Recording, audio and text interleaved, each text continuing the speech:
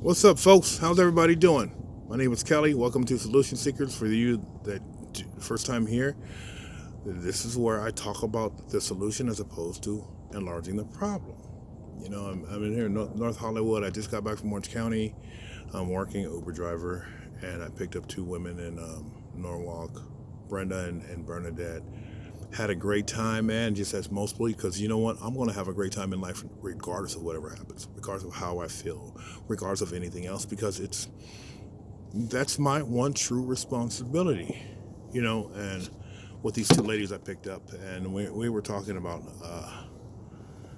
when they were drinking all that tequila. I guess they got in my car kind of tipsy going to a party. But, economic uncertainty is something that affects each and every one of us, and our elected leaders still have the inability not to pass any stimulus plan for the people, for the state, or whatever. A lot of people are really hurting right now. So what's our resolve? What's our maybe we should all go fucking protest that shit.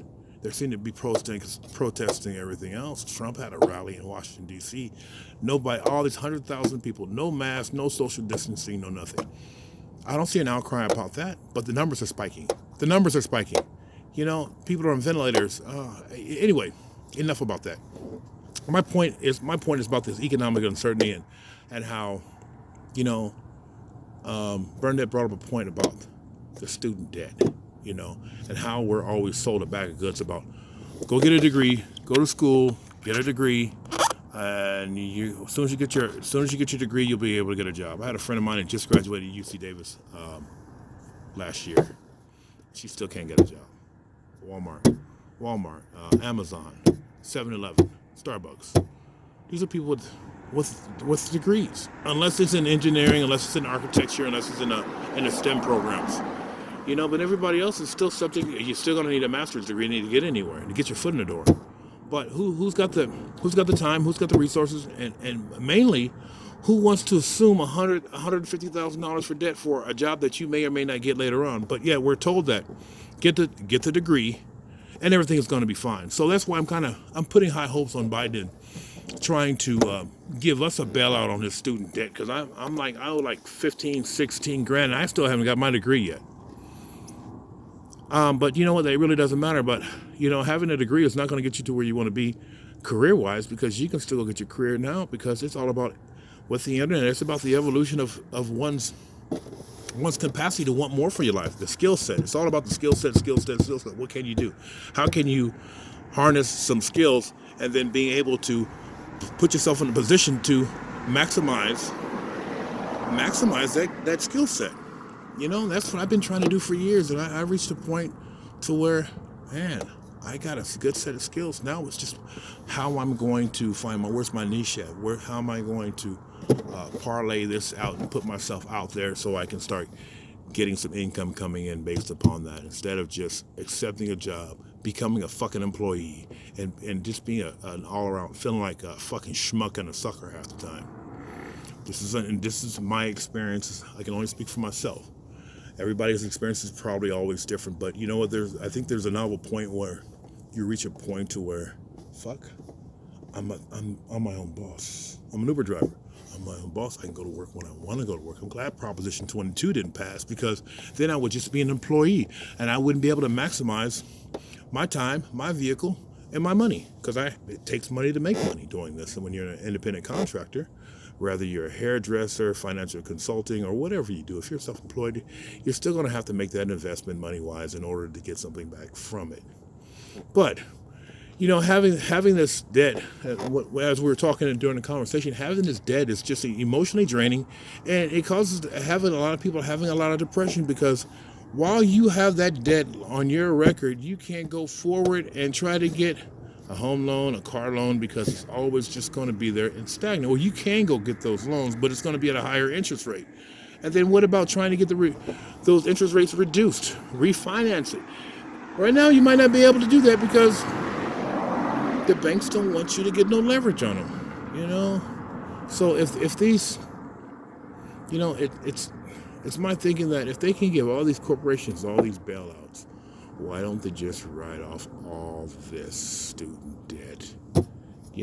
because when they're giving all these bailouts to all these corporations, the money is not going to the workers. Because it's case in fact, last spring when they got the CARES Act, the airlines were given billions of dollars for their employees, and they dropped the ball for a lot of their employees, and they just did whatever they wanted to do with the money, because that's just what they do. It's a corporate interest, and look what the president is, and his corporations can do whatever they want as long as we don't get nothing.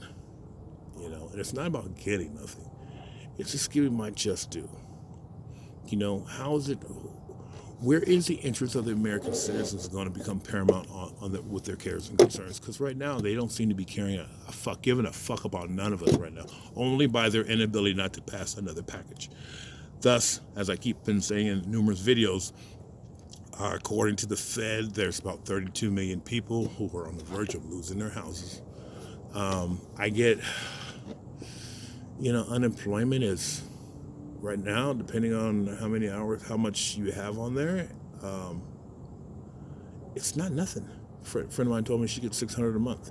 Now she's looking for a job, and now she's having a hard time trying to find a job at Amazon. Now they're backing up because so many people, I guess, everybody's trying to go get a job at Amazon now because there's not a whole lot of opportunity out there. What are you gonna do? Work at Jack in the Box? I don't think so. And it's enough to have people laying on the floor. And you know what? The floor is no place for a champion. So if you ever feel like if life gets so fucking hard to where you're laying down on the ground, remember that you're a champion. Remember you have greatness, and you have a lot of fucking talent, skills, and abilities within you, and rest in that. Get up as you slowly start rising up from the floor. It's like a panther or a lion or a tiger. See the adversity. See what you want and what it is in life that you want to get, and just slowly get back up and start going after it. Now you might fall again and again and again and again, but each time, I pray that you can be enthusiastic about each time you fall short of your goal, knowing that as soon as you get back up again, it's just a process. But I'm changing my perspective, and I'm looking at everything enthusiastically. The first time is always going to be the hardest, because this is something I've done over the last 8 years. When I have failures, I fall short, and I fall short all the time. I fall short of God every day, but I fall short in society all the time. I'm just not averaging up.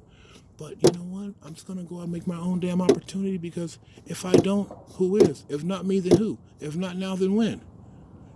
With having access to the internet and just watching these fucking stupid ass videos on your phone, if you're gonna have the phone or the computer in your face all the time, I'm hoping that you're learning something from it, as opposed to just wasting a bunch of fucking time on nothing because you don't want to deal with life. Because if you don't deal with life, life's gonna deal with you. And from my experiences, it's nothing nice. So I would prefer to have some input into life and fail, as opposed to not doing nothing at all and letting life make some choices where I have no input at all. That's just my take on it. So, I think I better get back to work. But like I said, you have a lot of weight, depth, and value in your life. If you chase quality and value in your life, you remember that you're a champion, and know the floor is no place for a champion. As Les Brown says, you have greatness within you. So tap into that greatness, surround yourself with people who are going to allow you to tap into that greatness, and treat people like you want to be treated. Thank you. And if you haven't done so, please subscribe. It will greatly help me out. And please like the video and comment if you like to as well. Everybody have a great Saturday night.